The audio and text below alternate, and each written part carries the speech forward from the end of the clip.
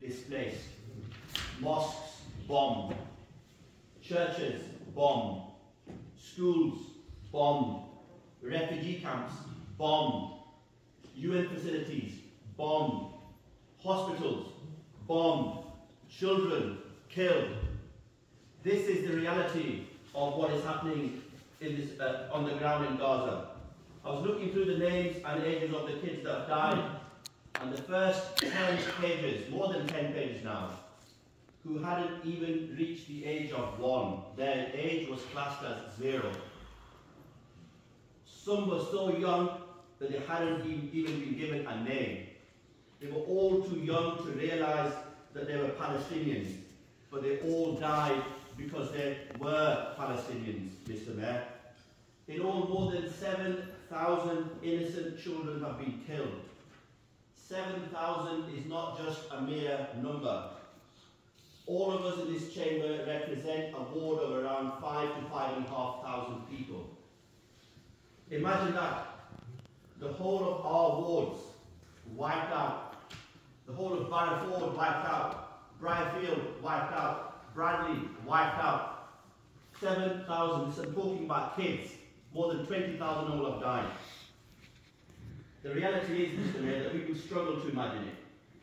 But the innocent civilians of Gaza are living in this real nightmare.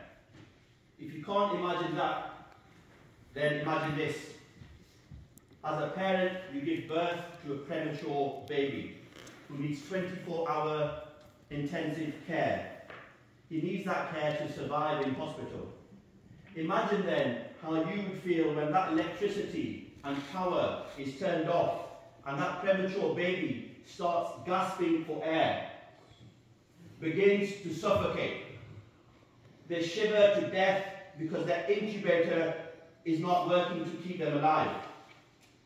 If you still can't imagine that, then here is a picture. Here is a picture of the premature babies. There were 39 altogether. We all saw that in the news. 8 of them are now dead.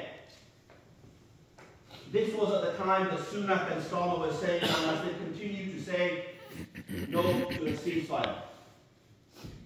If you can't see that then, Mr. Mayor, listen to this then.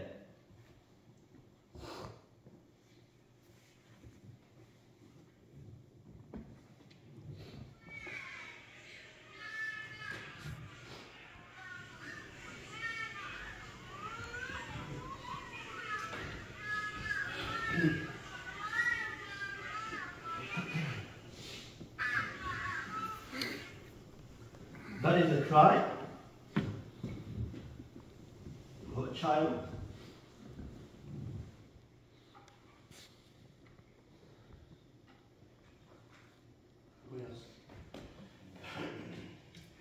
A child. It's a shame.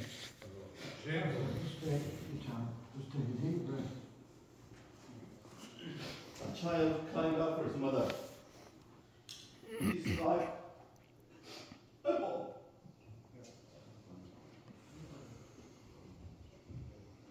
If these were your kids, your grandkids, loved ones, would you not support a ceasefire? Of course you would. The message from this chamber and from this area should be a very simple one from both sides. Stop killing the children. Let them play. Let them be the light of their parents. Just let them live. And I say that for both sides, Mr. Mayor. It is important to say that what Hamas did was also an atrocity. Of course it was. And we condemn acts of violence against innocent civilians. And yet, despite all of this suffering, Mr. Mayor, we've seen our local MP who's made it very clear that in open correspondence that he doesn't support a ceasefire. He doesn't even bother turning up to the vote in Parliament, as my colleague Councillor Ashraf said. And then, of course, we have the leader of the Labour Party, Mr. Starmer, who made the despicable comments on an NBC interview, which was the reason I and Councillor Ashraf resigned. Mr. Mayor, a member of this council asked me yesterday why I had left my colleagues. I told him this, and I'll tell you the same. I did not leave my colleagues, I left the party. It was never a personal issue, Mr. Mayor. Sorry, Mr. Mayor, if I can have with your permission, Mr. Mayor, your discretion, you have that discretion if I can have another minute. There was never a person against me for leaving the Labour Party, Mr. Mayor. And there are some people, and I say some, and I emphasise some, that have made it personal, and that's fine. I can live with that, it doesn't bother me. Following my resignation, though, I do have one regret, and it is only one regret, and it's a big one. And it's that I should have done it earlier. I should not have waited a week. I shouldn't have had faith in the leadership of the Labour Party.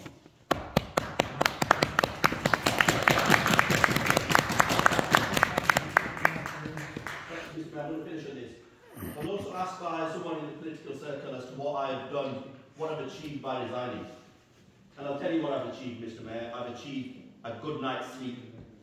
I can sleep at night comfortably, knowing that with a good conscience I can sleep. Mr. Mayor, I've got an amendment to move. If I may, I think Councillor Ahmed moved an amendment, it wasn't seconded, so I don't know if you want to take my amendment now. Was it accepted? Well, I've got a further amendment, Mr. Mayor. Okay, thank you.